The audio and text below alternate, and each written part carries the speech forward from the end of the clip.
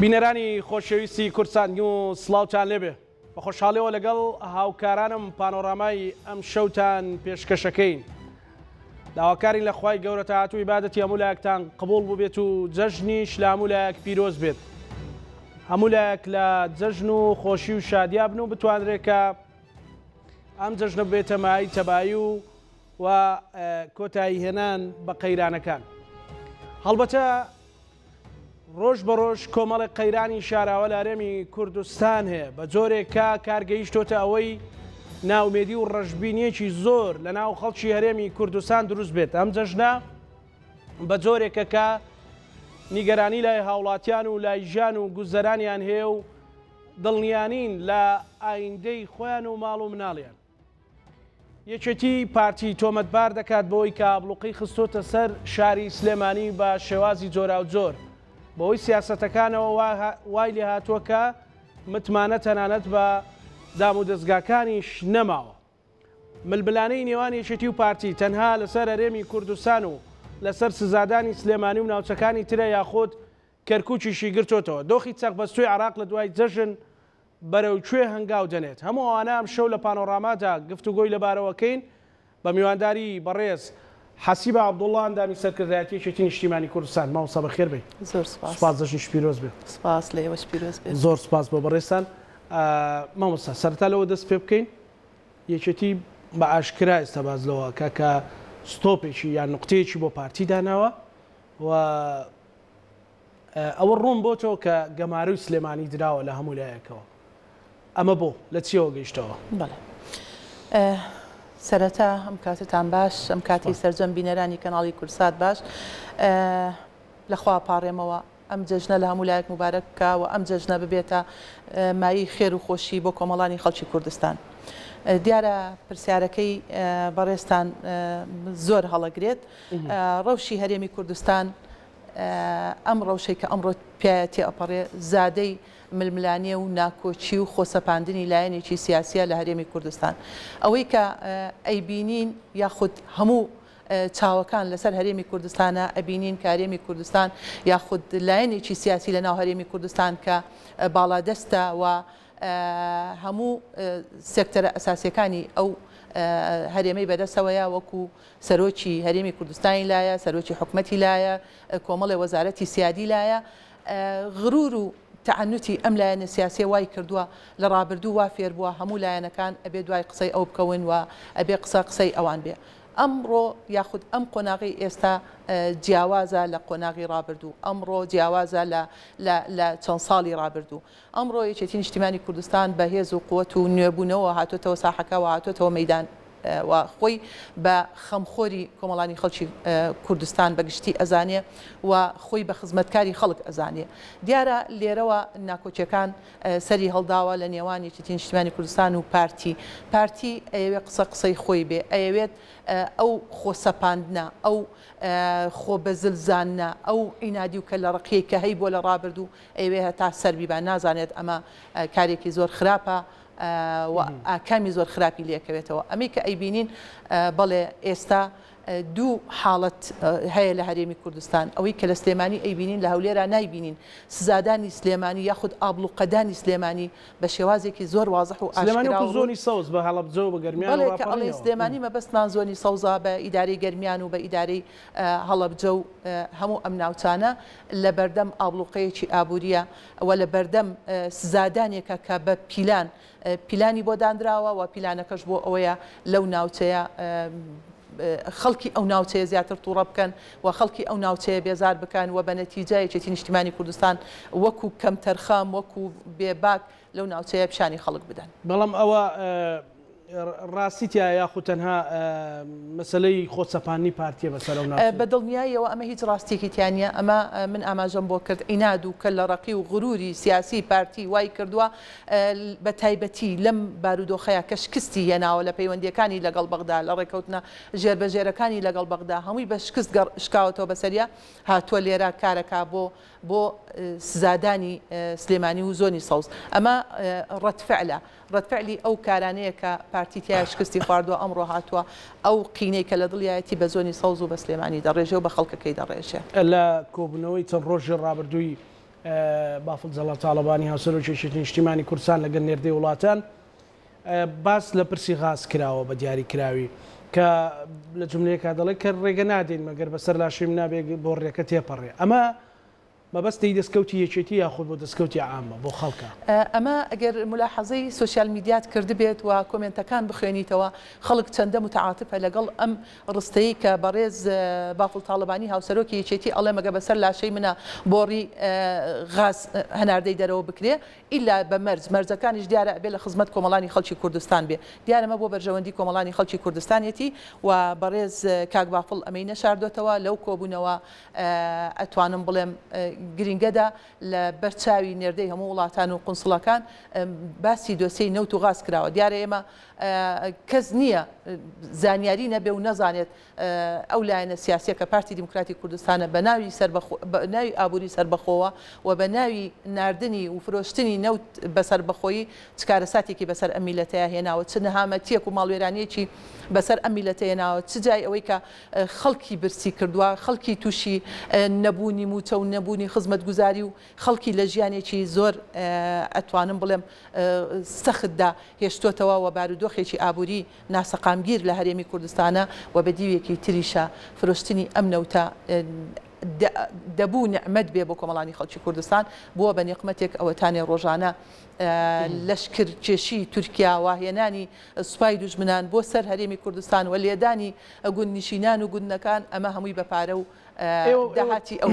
مامۆستا حەسیبە ینی پێتەوە پارتی بۆچی دەوێت سلێمانیان یەکێتی بخاتە گۆشەیەکی بەرتەسک و سزادانەوە دیارە پارتی ئێستا لە هەموو کات باشتر ئەزانێت کە یەکێتی نیشتیمانی کوردستان بە تایبەتی لە دوای کۆنگرەی چوارەوە جیاوازە لە یەکێتی لە ڕابردوودا ئەمڕۆکە یەکێتی لە هەموو کاتێک تەباترە لە هەموو کاتێک ناوماڵی خۆی زیاتر ڕێکخستووە لە ئەتوانم بڵێم بڕیارەکان یەک بڕیارەوە دەبێت جێبەجێ بکرێت دیارە ئەمە پارتی زۆر تووشی شڵەژان کردووە و پارتی تووشی ناڕەحەتی کردووە پارتی ئەویست وەکو ڕابردوو چۆن هەر شتێکی ئەوت و بۆی ئەچوە سەر ئێستا ئەو قوناغا ڕۆی قۆناغێکی تازەیە بۆیە پارتی لەمە زۆر بێتاقەت بووە و هەوڵەدات لە ڕێگای پیلانە گڵاوەکانیەوە یەکێتی نیشتیمانی کوردستان حەسر بکات لە زاویەکەوە بچووکی کاتەوە بەڵام پێم وانە ئەمە سەر بگرێەوە پێم وانە خەڵک خوێندنەوەی نەبێ بۆ واقعەکە و زۆر بەباشی ئەزان ئەوە پارتیە هەمیشە وەکو لە ڕابردوو چۆن ئەتوانم بڵێم خۆی بە عەرابی سربەخۆی ئەزانی خۆی بە عەرابی دروستکردنی دەوڵەتی کوردی و خەمخۆری ئەم میلەتە ئازانی بینیمان ئێستاش چۆن ڕۆژانە لە ڕاکە و لە مسابقاتە بۆ بەدەستێنانی پۆست و پلە یعنی پێم وایە کەس نییە ئەم واقعە نەزانێت ماوەسا ینی ئێوە پێشتر یەکێتی وان ئاسراوە ناو خەڵک کە لەبەرەی دائیم لەبەرەی معاناتەکانی خەڵک بۆ ئێستا بە جۆرێک بە ئێوە ژەڵێن شەریکە دەست وەکو یەکێتی ئێوە گەیشتنە ئەو نقطەی کە تەواو هەم بەرامبەر بە وەکو خۆت ئەیڵێت بەرامبەر بە عینادەکانی پارتی و بەرامبەر نیگەرانیەکانی خەڵک ئەبێ بێن لە نقطەیەکدا ستۆپێک بۆ هەمووی ئەو کارانەدا بنێن کاکزانە ئەوەی کە لە ڕابردوو پارتی ئەی کرد زۆر جار یەکێتی لەگەڵی بوو ئەتوانم بڵێم یەکێتی باجی زۆر قورسی داوە لە پای ئەو هەڵانی کە پارتی کردوێتی و یەکێتی بەشدار بۆ لەگەڵی لە حکومەتا باجی زۆر قورسی داوە لە ناو جەماوەرەکەی لە پێگەی سیاسی خۆی بەڵام ئەو قۆناغە تێپەڕی ئەمڕۆ یەکێتی نیشتیمانی کوردستان لە هەموو کات بەهێزترە و خاڵێکی بۆ پارتی داناوە سنوورێکی بۆ پارتی داناوە و ستۆپی پێکردووە هەتا ئێرە و بەس چیتر پارتی ناتوانێت ئەوەی کە خۆی ئەوێ ئەوە فەرز بکە یعنی ئەمڕۆکە یەکێتی نیشتیمانی کوردستان شەڕی ئیرادە لەگەڵ پارتیەکە شەڕی ئەوە لەگەڵ پارتیەکە کە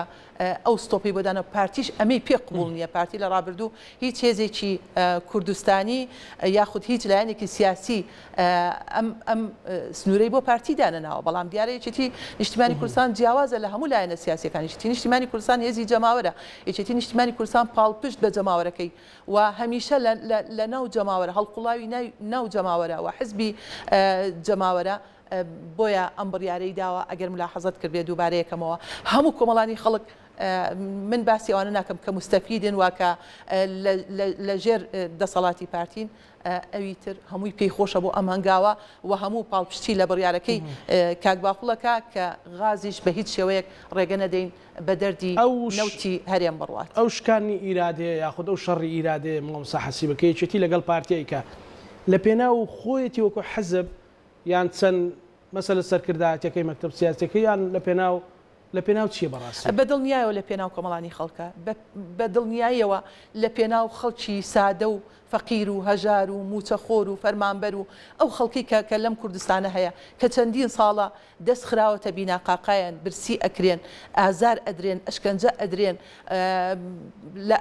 ئازادیەکانیان لێ قۆرخ کراوە هەموو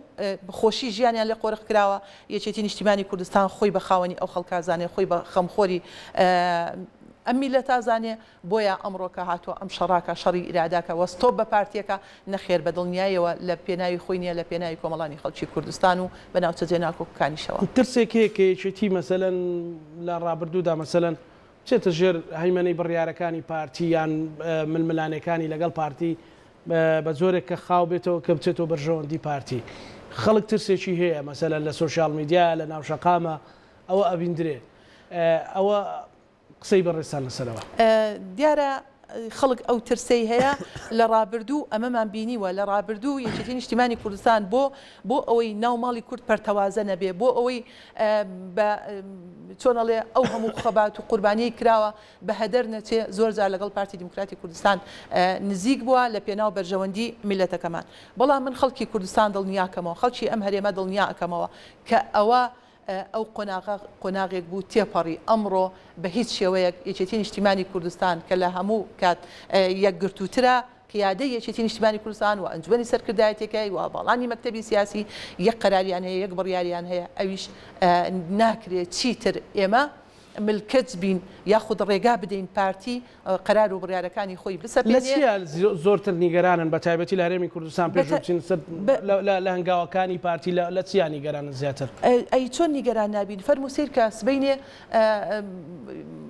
ئێمە چی لە قۆناغێکی تازەوە مانگێکی تازە دەست پێکە خەڵک تا ئێستا موچەی مانگی سێ وەرنەگرتووە یعنی تۆ لە مانگی پێنجای خەڵک موچەی مانگی سێ وەرنەگرتووە یعنی ئەمە خۆی لە خۆی سزادانە لە دوای ئەوەی کە چەندین بەڵێنرا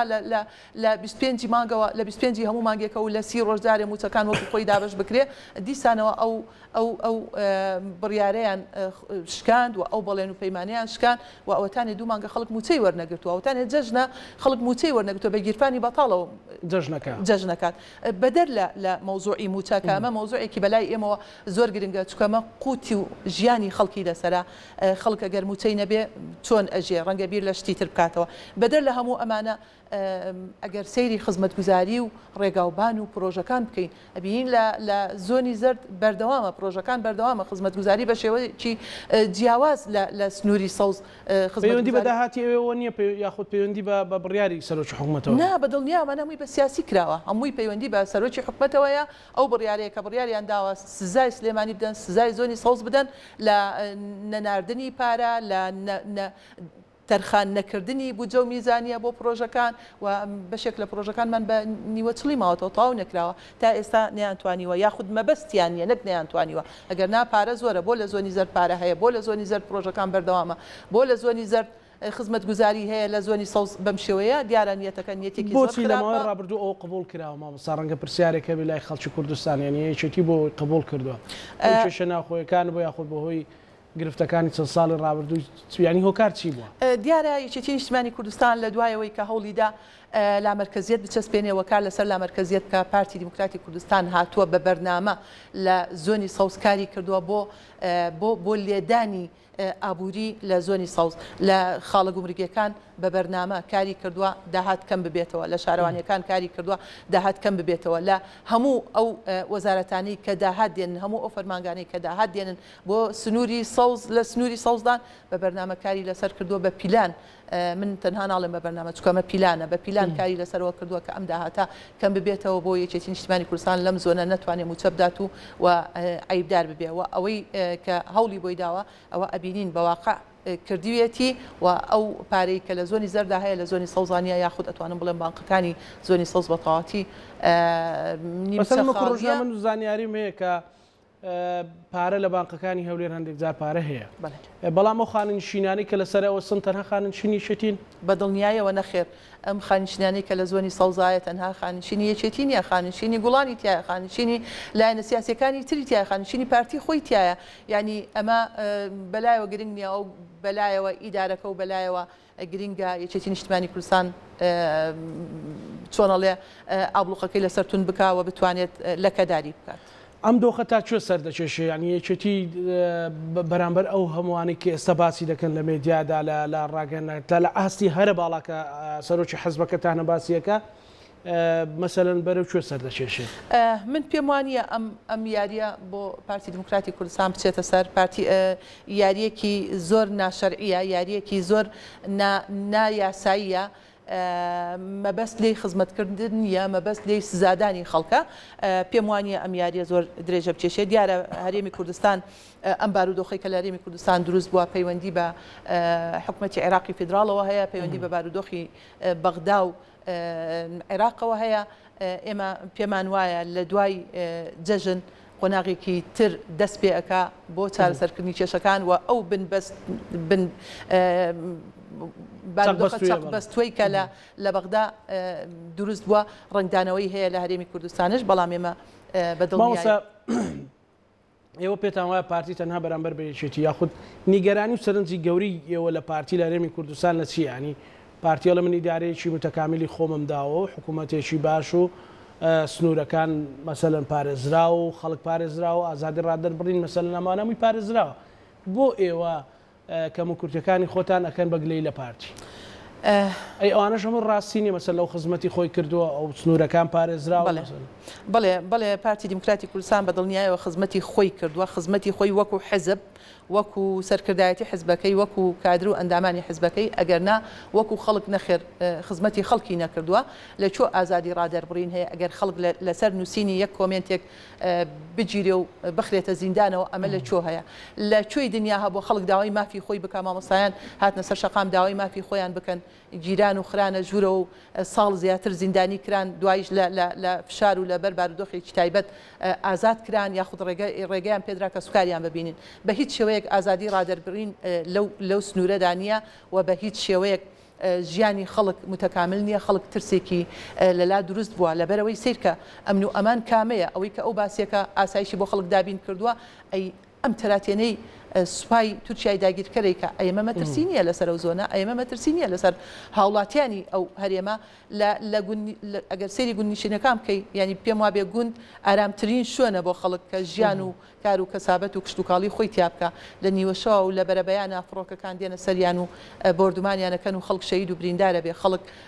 ڕز و باغی ئەستێ خەڵک ماڵوێرانە بێ ئەمە کام سەقامگیریەیە ئەمە کام ئەمن و ئاسایشەیە کە پارتی بۆ زۆنەکەی خۆی دابینی کردووە نەخێر بەدڵنیایە وانە تەنها توانێتی خزمەتی وەکو حزب خزمەتی حزب بکە و توانێتی بەرژەوەندیە گەورەکان بکاتە قوربان بەرژەوەندیە تەسکە حزبایەتیەکە زۆر باشە پرسێکی تر مەسەلەن گرنگ بەقەت هەرێمی کوردستان مەوزوعی کەرکووکە بەقەت هەموو کێشەی هەموو کووردە لەوەیە پەیوەندیەکێتی و پارتی چۆنەوە لەوێش هەوڵە درێک گەماری و یەکێتی بدریان کێشە بۆ یەکێتی دروست بکرێ دیارە لەوێ یاریەکە بە شێوازێکی ترە پرسی کەرکووک بەلای ئێمەوە وەکو یەکێتی نیشتیمانی کوردستان پرسێکی زۆر هەستیارە پرسێکی زۆر چارە نووسازە پرسێکی زۆر گرنگە لەبەرەوەی پرسی کەرکووک واتە پرسی خاک واتە پرسی خەڵک دیارە کە ئەڵین کەرکووک وەکو ڕەمز باسی کەرکووکەکەین ئەگەرنا ناوچە جێناوەکانیش هاوشێوەی کەرکووکە دیارە پارتی لە کەرکووک بە شێوازێکی تر مامەڵاکە و لە ڕابردوو لە دوای هەڵبژاردنەیەک لە دوایەکان پارتی حەجمی خۆی زانی لەو شارە زیاد لە کورسیەک هیچی تری نییە ئەو کورسیەش تەنها ئەتوانم بڵێ موچەخۆرەکانێتی ئەوانەی کە پارتی دموکراتی کوردستان موچەیان نەداتێ ئەوانە دەنگ بە پارتی ئەدەن و پارتی کورسێکی هەبووە هیچ کاتێک لە کورسێک تێپەڕی نەکردووە حەجمی پارتی بینیمان لە ساڵی 2010 یاخود پێش 2010 لە 2017 ڕیفراندۆمێکی نامەدروستی سەقەتیان هێنا لە کەرکووک چەسپاندیان بەسەر خەڵکەکەیە و فەرزیان کە ئیرادەی خۆیان لەوەیە فەرز کرد بەسەر خەڵکی کەرکووکە ئەو ڕیفراندۆمە سەقەتە کراوە خۆیان دانابوو بە خاوەن بیرۆکەی دروستکردنی دەوڵەتی کوردی و سربەخۆیی بینیمان هەر لە پاش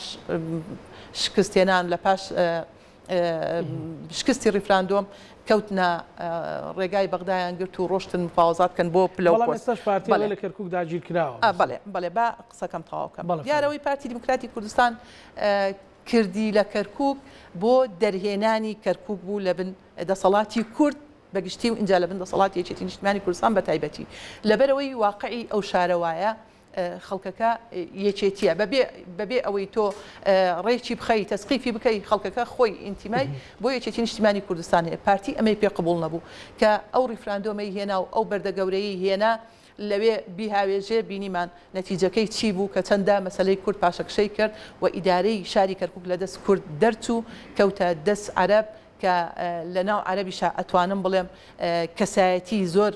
خراپ زۆر گەندەڵ ئیداری شاری کەرکووکیان بەدەستەوەی هەر چەندە بە وەکالەتە بەڵام ئەوان ئەمڕۆکە حکمی مطلقەکەن لەو شارە ئێستاش بە ئێستاشەوە کە ئەم ئیدارە فاشلەی شاری کەرکووک بەردەوامە لە تعریبکردن پێمان وانە پارتی دیموکراتی کوردستان دەستی نەبێت لە بەردەوامی تعریب ئێستاش دەستی هەیە لەمانەوەی ئەم پارێزگارە سەقەتە و دەستی هەیە لە درێژەدان بە پرۆسەی تعریب بە ڕاستەوخۆ بێ یا بە ناڕاستەوخۆ بێ ئەمە خەڵکی کەرکووک زۆر باش لەمە تێئەگات کەرکووک داگیر کراوە داگیر نەکراوە ئەمە من وەڵامی نادەمەوە ئەبێ خۆیان وەڵامی بدەنەوە هەمان ئەو سوپایی کە هاتبوو کەرکووک هەمان ئەو سوپای بوو ڕۆشت بوو بۆ مووسڵ لە مووسڵ شەڕی پلە و پۆستیانە کرد جێگری پارێزگاری مووسڵیان وەرەگرت بەڵام کەرکووک داگیر کراوە ئەمە پێم وانە گرفتێکی تر بۆ کەرکووچەکان دروست دەکرێت مەسەل لە ململانی سیاسی یەکێتی و پارتی بە تایبەتی مەسەل ئەوەی ئێوەکو یەکێتی گلەیتان هەبێت. بەڵێ دیارە ئەم هەڵبژارنەی کە ئەم جارە کراوە دیسانەوە برادرانی پارتی لەسەر ئاستی هەموو کوردستان و بە کەرکووکیشەوە ڕێکەوتنی ژێربەژێریان کردووە و ئەم دەنگانی یاخود ئەم حەجمەی کە ئێستا پارتی هەیەی ئەمە دەنگی حەقیقی خۆی نییە و حەجمی حەقیقی خۆی نییە و ئەتوانم بڵێم تا حدێکی زۆر تەزویری کردووە و ئەو دەنگانە لە قازانجی پارتی شکاوەتەوە بەدەر لە هەموو ئەمانە دیسانەوە پارتی ئەبوو ئەو پارێزگارە بە وەکالەتە کەرکووکی بەجێ بێشتایە چکە یەکێک گولەکانی دەسەرکەوتەکان بۆ پەرلەمانی عێراق یعنی ئەمڕۆ چاوەڕێ بووین سبەینێ بڕوە لە پەرلەمان سوێنی یاسایی بخوا دیسانەوە لە ڕێگای ئەو ڕێکەوتنە سێقۆڵیەی بارزانی سەدر حەلبوسیەوە خەمیس خەنجەر هات لە کەرکووک چکە کێشەیەکی زۆر قوڵی کۆن هەبوو لە ناو عەشیرەتی جبور و عبێدا ئەو برادریان بەدیلەکەی ڕاکانیان قەنەعەت پێێنا بینێرن بۆ بەغدا سەرکەوێ بۆ پەرلەمان و ڕاکان جبوری بمێنێتەوە ئەمەش هەر دیسانەوە لە ڕێگای ڕێکەوتنە سێقۆڵیەکەی دەستی هەبوو بەدڵنیایەوە ئەی تۆ لەو ڕێکەوتنە سێقۆڵیەی ئەو ڕێکەوتنە سێقۆڵیە لە قسەی یەکتری دەرناچن ئەی کاریان بۆ ئەوە کردووە بەڕێز مەسعود بەرزانی ببێ بە مەرجعی کورد و مقتەدا سەدر ببێ بە مەرجعی شیعی ینی شتەکانیان زۆر مشتەرەک بوو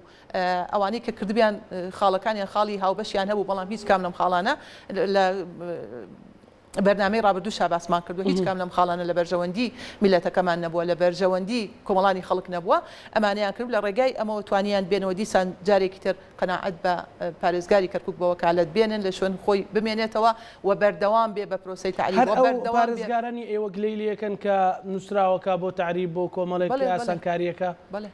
ئەمە چی مەسەلەن لە مەسەلەی کوردایەتی چی پێوترێ بۆ ئێمە نەمان شاردێتەوە لە یەکەم ڕۆژەوە کە ئەم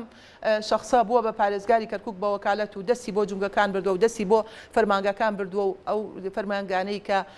کەسی یەکەمی کورد بۆ لای بردەوە عەرەبی لە شوێنی داناوە و ئاڵوگۆڕی لە پۆستەکان کردووە و استحقاقی خۆمانی نەداوە نە لە دامەزراندنەکان نە لە دوایین کاریان ئەگەر بینی بێتان حتمما جەنابەت وەکو ڕۆژنامەنووسێک ئەو لیستە بوو کە ئەو خوێندکارانەی لە کەرکووکن تەقدیمیان کرد بۆ کۆلێژی سەربازی لە بەغا بە ژمارەی دەست تەجاوز ناکە ژمارەی کورد و تورکمان یعنی نەکە غەدریان لە کورد کردووە غەدریان لە تورکمانیش کردووە جا نەکە لە تورکمانش ئەتوانم بڵێم غەدریان لە بەشێک لە عەرەبیش کردووە ئەوەی وەرگیراوە هەموو عەرەب نییە تەنها جبورە تەنها عەشیرەتەکەی ئەم پارێزگارە بە وەکالەتەیە یعنی سێر کە چەند خەتەری ئیشەکەن لە داهاتوو لە دوای چەند ساڵی تر یاخود لە داهاتوو یعنی هیچ ئەفسەرێک لە ڕیزەکانی کورد یان تورکمان پۆلیس نابینی نە لە کورد نە لە تورکمان نە لە عەرەب لە عەشیرەتەکانی تر هەمووی قۆرق کردووە بۆ عەشیرەتێک بۆ هۆزێک بۆ خۆیان بۆەوەی باڵا دەست بن بڵێ ئێمە لە یەکەم ڕۆژەوە گلەیمان لێ هەیە وە لە ئەدای ناڕازین وە گلەیەکانمان گەیاندوتە جێگای خۆی بەڵام لایەنێکی سیاسی دەست بە پشتیا ئەێنێ هاوکاریەکی پشتیوانیەکە بەدڵنیایەوە پشتیوانیەکات هەر ئەمەی کە باسم کرد ڕۆیشتنی بۆ پەرلەمان و قەنەعەت پێهێنانی بمێنێتەوە ئەمە بەوازحی دەستی باسی ئەوە ئەکرێ لەو چەند ڕۆژە مەسەلەن هەندێک لە شارەزان خەبیری عسکەری باسییان کردو لە چەند ڕۆژە ڕابردووکە تورکیا نیازی هەیە ویلایەتی موسڵ نوێکاتەوە و چاوی لە کەرکووکەوەوانە بۆ ئەمە ڕاستی تیا هەیە و کورد دەبێت چی بکە لەو حاڵەتەیە ئەمەی کە ئێستا پارتی دەستی پێدا و ئەو لەشکرکێشیەی تورکیا ڕێگەی پێداوە و یاخود ئەتوانم هەندێک جار وەکو کەواسووری بەر لەشکر پێشیشیانەکەون ڕێگانی شاندەریشیانن و هاوکاریشیانن خۆبینیمان لە چەند ڕۆژی ڕابردوو تەنانەت هێزیان جوڵان لەگەڵ شان بەشان سوپاکەی تورکیا لەگەڵ یانە لە مەیدانی سەربازیە ئەمە ئەوەمان پێ ئەڵێ کە لە کۆتایی هێنانی ئیتفاقیە سە ساڵیەکەی کە کەرکووک و مووسڵ ویلایەتێک بۆ ئەسڵان سەر بە عێراق نەبووە ویلایەتێکی جیاواز بووە دوایی کە بەپێی ئەو ئیتفاقیەیە کەرکووک و مووسڵ لکێنراوە بە عێراقەوە بووە بە بەشێک لە عێراق ئێستا ئەوانیش لەسەرەوەکەن لەسەرەوەکەن کە ئەو ئیتفاقیە کۆتایی بێ و بتوانن کەرکووک و مووسڵ بگەڕێنەوە ژێر کێفی خۆیان و دووبارە جارێکی تر بیلکێنەوە بە دەوڵەتی عوسمانی و ببێت بەشێک لەوان خەڵک ئەم مەترسیەی لا دروست بووە لەبەرەوەی پارتی وەکو ئەتوانم بڵێم فاکتەرێکی سەرەکی لە حکومەتی هەرێمی کوردستان ئەبوو ڕێگر بواە ئەبوو سەروەری هەرێمی کوردستانی ئاوا هەڕاج و هەرزانفرۆش نەکردایە هەر ڕۆژی هێزێک بێتیانە لە خەسم و بوون بڵێ لەوەیەکەوە بەرامبەر پارتی منافەسەتان هەیە یاخود بەڕاستی و حقیقەتە و کارانی هەیە پارتی سیاست پێم وابێ ئەوانەی کە کار لە سیاستەکەن خەڵکێکی ترش هەیە ئەمڕۆکە نەکەر سەیری سیاستکردنەکاکە وەرەقەی سپیە خوێنێتەوە لە هەموو بارودۆخەکان تێ ئەگات لە ڕێگای سوسیال میدیاوە لە ڕێگای ڕاگەیاندنەکانەوە لە ڕێگای سەرچاوەکانەوە هیچ شتێک شاراوە نییە کاکزانە لەم وڵاتە اینجا بە تایبەتی لەم هەرێمە بچکۆلەیە بە دڵنیاییەوە ئەمەی کە پارتی دیموکراتی کوردستان ئەیکا و دەستی داوەتێ ئەمە نە بوختانە نە شتە بۆی هەڵبەسترابێ ئەمە واقعە یعنی تۆ ئەوەتانێ ئێوە خەڵکی ئەکوژێ بە تۆپ و تیارە ئەکوژێ ئێمە هۆکارەکەی چییە یاخود بە سەدان کیلۆمەتر هاتوونەتە ناو خاکی هەرێمی کوردستانەوە لەشکرکێشی تورکیا لە پای چی بۆچی هاتووە یعنی ئەگەر ئەمە بەو نیەتە نەهات بێ ئەی بۆچی هاتووە بۆیە ئەمانەی کە یەکێتی نیشتیمانی کوردستان ئەیڵێوە دژی پارتی وەستاوەتەوە و خاڵێکی بۆ پارتیداناوە ستۆپی پێ بکات هەموو ئەم نیگەرانیانەیە وای لە یەکێتی کردووە کە ئێستا خودی کەرکووکیشیتیایە بەدڵنیایە و کەرکووکیشیتایە ئێستا خودی قوارەی حکوومەتی هەرێمی کوردستان لە مەترسیدایە یعنی ئەگەر وا بڕوات ئەم پێشتریش نێردەینەتەوە یەکگرتوەکان لە هەولێر ئەم ئاماژەییدا ئەم قسەی کرد کە ئەم قوارەی هەرێمی کوردستانە هەر ئاوا ئاسان نییە هەروە قوارەیەک نییە لە خۆیەوە دروست بوو بێت و ئەگەر تێکیش بچێ بەلامانەوە گرنگ نەبێ ئەوە بە خێنی هەزاران شەهید و قوربانی ئەم نیشتیمانە ئەم هەرێمە ئەم خەڵکە داماوە دروست بووە ناکرێ ئاوا بە ئاسانی بەبەر چاومانەوە تیا بچێ و کەس لەسەری بەجوابنێ ئەوە لەسەر پارتی دیموکراتی کوردستانە چکە سەرۆکی هەرێم ئەوانن سەرۆکی حکومەتی ئەوانن و وەزارەتە سیادیەکان لای ئەوانە لەسەر ئەوانە کە سنوورێک بۆ ئەمەدا لە دوای جژن هەندێمانەوە ڕێتێر هەندێک هەوڵی تر هەیە بۆ پێکەنانی حکوومەتی نوێی عێراقی پێت وایە دۆخەکە گەیشتۆتە چەقبەستوو یاخود چەقبەستن یاخود هەوڵەکان بە ئتیزاهەکە بن بەڵێ دیارە ئەوەی لە ڕابردوو بینیمان بۆ تێپەڕاندنی بارودۆخەکە و بۆ هەڵبژاردننی سەر کۆماری عێراق و دواترش تشکیلکردنی حکومەتی تازای عێراق هەموو ئەمانە شکستی هێنا ئەمانە شکستی هێنا ئێمە وەک یەکێتی نیشتیمانی کوردستان دڵنیا بووین لەوەی کە ئەو بەداخەوە ڕێکەوتنە جێربەجێرانە کرا ناتوانن تا سەر خاوەنی ڕێکەوتنەکانیان بن و ناتوانن ئەوەی ئەیانەوێت تێی بپەڕێن ئەوەی بینیمان پارتی دووجا چۆ هۆڵی کۆبوونەوەی پەرلەمانەوە بۆی ئەم کەیسە تێپەڕێنێ بەڵام پێیان تێنەپەڕێنە لەبەرەوەی لە عێراقا عورفێکەیە عرفی تەوافقاتە ئەمە بە تەوافقات کارکراوە هیچ کاتێک دەوڵەتی عێراق یاخود حکومەتەکانی عێراق لە دوای پرۆسەی ئازادی عێراقەوە هەتاکو ئەمڕۆ بە زۆرینە و کەمینە تشکیل نەکراوە هیچ کاتێک حکومەتی زۆرینە سەرکەوتوو نابێت لە وڵاتە لەبەرەوەی وڵاتێکی فرە پێکاتە و فرە نەتەوە فرە مەزهبە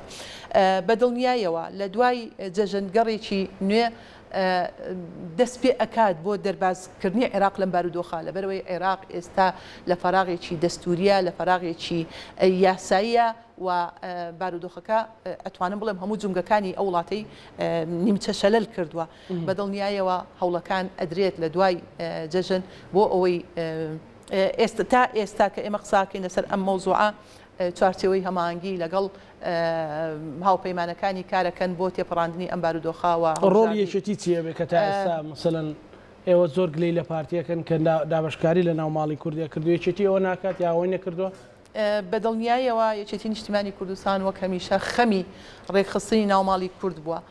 یەکێتی بۆ ئەم جارش کاتێک کە چوونە بەغدا بۆ ئەوەی کە بەیەکەوە بە ناو ماڵێکی بەهێزەوە بچن مفاوەزات لەگەڵ نارەکانیان بکەن بەڵام کاتێک کە چوون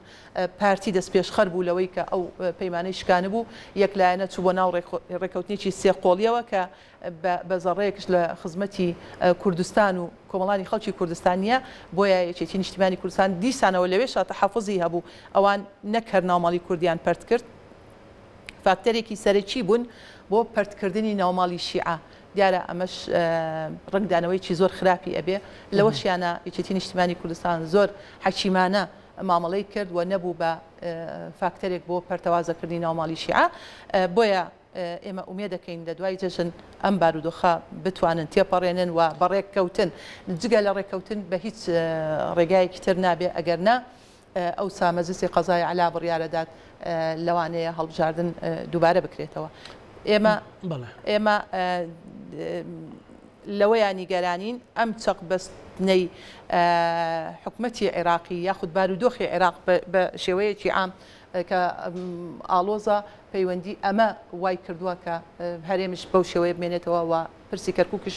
دیسانەوە بە چەق بەستوی بمێنێتەوە باسی قواری هەرێمی کوردستان کرد کە مەترسی لەسەر مەترسەکە لە چ ئاسێک دروست بووە بەهۆی چه هەنگاوێکەوە مەترسە لەسەر قواری دروست بووە ئەگەر سەیرێکی دەوڵەتە ئەقلیمیەکانی دەوروبەرمان بکەی لەم ڕێکەوتنە سێقۆڵیەی کە برادرانی پارتی کردیان لەگەڵ حەلبوسی و لەگەڵ سەدری یاخود ناوماڵی شیعەیان پەرت کرد ئێران لەمە زۆر نیگەرانە ئێران لەمە زۆر نیگەرانە و زۆر بە ڕاشکاوانە پەیامی بۆ پارتی نردووە کە کارێکی خراپتان کردووە ماڵی شیعەتان پەرت کردووە پێم وایە بێ ئێرانش دەوڵەتێکی گەورەیە کار و تەسیراتی خۆی هەیە لە ناوچەکە و سنوورمان بەیەکەوەیە ئەمە یەکێکە لەو هەڕەشانەی کە لە پارتی و لە حکومەتی هەرێم و لە قوارەی هەرێمی کوردستان نەکرێ وەجگە لەمە ئەمریکا نیگەرانە بەڕاستی نیگەرانە لەو سڕا و ململانەیە کە پارتی بۆتە بەشێک لەوەی کە بارودۆخی عێراق بە چەقبەستویی ماوەتەوە تا ئەمڕۆ نەکرات کە پۆستی سەرۆک کۆمار استحقاقی کوردە لە ناو کوردیشا استحقاقی یەکێتی نیشتیمانی کوردستانە پارتی ئەمڕۆکە ئەتواڵێ پشکی خۆم بۆ خۆم ئەوەی تۆش ئەبەم ئەمە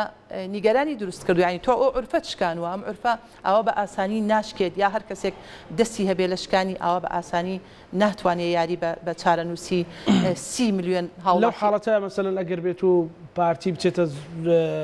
پێداگیر بیان عینات بێ لەسەرەوەی کە ئەو حکوومەتی ئەغلەبیە وەتەنیە کە مقتەدا سەدر باسیەکە هەرێمی کوردستان خەڵکی کوردستان باجەکەی دات بەدڵنیایەوە خەڵکی کوردستان باجەکەیدا هەر بینیمان هەرزوو لە دوای ئەم عیناد و کە لە ڕەقیە دادگای باڵای فیدرالی عێراق کۆمەڵی بڕیاریدا یعنی ئێستا داوای داهاتی نەوتەکەکە یا داوای ڕادستکردنی نەوتەکەکە یا داوای ڕادستکردنی داهاتەکەیەکە ئەمە چێ باجەکەیەدا ئێمە حکومەتی هەرێمی کوردستان یاخود با بڵین پارتی چکە ئەو مەلەفە تەنها لای پارتیە شەفاف نییە کەس نازانێ ئەگەر پارتی شەفاف وایە ئەهات ئەم دۆسیەی ئێنا هەموو حیزبەکانی لەگەڵ خۆی بەشدارە کرد هەموو لایەنە سیاسەکانی لەگەڵ خۆی شەریکە کرد ئەیت فەرموو ئەمە دۆسیەی نەوتە ناوەڕۆکی دۆسیەکەی ئەخستە بەردەستیان بەڵام ئەم دۆسیەیە تا ئەم لەحزەیە چۆن لە ڕابردوو ترا جگە لە جانتاکەی ئەو بەڕێزە کەس نەیبینی و کەس نازانێت چییە ئەمە دۆسیەکی داخراوە دۆسیەکی نهێنیە دۆسیەکی ناشەفافە پڕە لە گەندەڵی پڕە لە شتی سیر و سەمەرە بە دڵنیاییەوە لە خزمەت کۆمەڵانی خەڵک نەبووە ئەوەتانێ زستانان خەڵک چەندە بەمەینەتی ئەو چوارمانگەی زستان تێ ئەپەڕێنێت بەردەوام لێرە و لەوێ کارەساتمانە بینی خەڵک یا لەسەر ماڕەقەبەوە یا زۆپای دار و قیر و غەڵوز ئەستێنێ غازەکەی خەڵکی خنکاندووە چەند حاڵەتی وە لە دهۆک بینیمان لە سلێمانی بینیمان یعنی تۆ جارێ ناوخۆت کەی خەڵکەتوانێت نەوت هەناردە بکە کاتێک کە پێداویستی ناوخۆی دابین کرد لە خۆی زیاد بوو اینجا توانێت هەناردەی دەرەوەی بکە بەڵام ئەمەی کە ئێمە کردومانە پێم وابێ لە هیچ عرف و عادەتێکا نەبووە لە ناوخۆ خەڵک پێویستی بە لیترێ نەوتە یاخود تامەزرۆیە کە بتوانێت سعاتی لەگەڵ مناڵەکانی لە بەردەم ئاگرێکادا بشێ ئەمانە هەمووی ئەومان پێڵێک کە ئابووری سەربەخۆ دژی کۆمەڵانی خەڵک بووە و نەیتوانیوە لە خزمەت مرۆڤایەتی بێ و نەیتوانیوە لە خزمەت پێشکەوتنی دۆزی ڕای میلەتەکە هەموو شتێک لە سەرەتا و کۆتایی هەیە ئەم پرسە پێتوایە کەیشتۆتە کوێ گەیشتۆتە ئەوەی کە بەتەواوی بەبێ ینی هەر گەڕانەوە پینە و پەڕۆکردنێکی کارە ساتێکی ترە ئەم پرسە بەکۆی گشتی ئەم پرسە وەکو کراسێکی لێ هاتووە ئەوەنە کۆن بێ ئەوەنە ڕزی بێ ئەوەنە دراو بێ چۆن لێرە پینەیەکەی لەوێەوە سەرڵدا لەوێ پینەیەکی لە لایەکی ترەوادڕێ بە تەواوەتی ئەم پرسی ئابووری سەربەخۆیە ئاوای لێ هاتووە هەرچەندە ئەوان گرێبەستەکەیان بۆ 50 ساڵە و ئومێدی ئەوەیان هەبوو 50 ساڵ ئەمە بەڵام بەدڵنیایەوە نە حکومەتی عێراقی فیدراڵ بەمە ڕازیە بێ نە دەوڵەتانی دەوروپشتوان ئەوتانێ ئێستا وڵاتێکی زلهێزی وەکو رووسیا بە پارتی عیناوێکی زۆر ناشرین لێناوە ئەڵێ بۆتە بووکەڵەی دەستی ئەردۆغان لەبەرەوەی هەوڵەدا غاز هەناردە بکە غاز بکاتە بەدیلی غازی رووسیا هەرچەنە ئەمە مەحاڵە ئێمە لە کوردستان لە چاو رووسیا و ڕەنگە وەکو گوندێک بین وەکو لادەیەک بین ناتوانێت غازی کوردستان ئەگە لە حاڵەتێک بڕواتیش ناتوانێت بێتە بەدیلی غازی رووسیا ئەمە ئەو فاکترانەیە کە بۆتە هۆکاری ئەوەی نەیاری زۆر بێت حکومەتی هەرێمی کوردستان و بە تایبەتی پارتی دیموکراتی کوردستان و لەویش تایبەتر ئەم دۆسیەیە کە مەلەفی نەوتە دواسەرنجی بەڕێز مامۆستا وڵا دواسرنجی ئێمە من ئومێ دەکەم پارتی دیموکراتی کوردستان وەکو حزبێکی کوردستانی مێژوو بۆ خۆی تۆمار بکە و بتوانێت لە یعنی کات ماوە ئێستاش کات ماوە بێت لاپەڕەیە تازە هەڵبداتەوە و کوردستانیانە بیر بکاتەوە کوردستانیانە کار بکات نەک خەمی ناوچەیەکی بێت یعنی من پێم وایە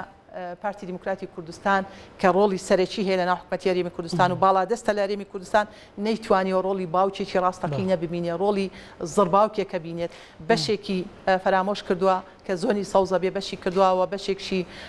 خزمەت کردووە بە دڵنیای و هیچ باوکێکەمە ناکات جگە لە زڕباوک ئێمە ئومێ دەکەین پارتی دیموکراتی کوردستان واز لەو عیناد و غروریە بێنێەوە بێتەوە گۆڕەپانەکە و کار بکات لەسەر ئەوەی کە خزمەت یاخود تعویزێکی ئەو خەڵکە بکاتەوە کە چەندی ساڵە لە مینەتی و لە نامەتی ئەژین زۆر سپاس بۆ بەڕێز مامۆستا حەسیبە عەبدوڵڵا نائب سەرکردایەتیەکی نیشتیمانی کوردستان سپاس مامۆستا زۆر سپاس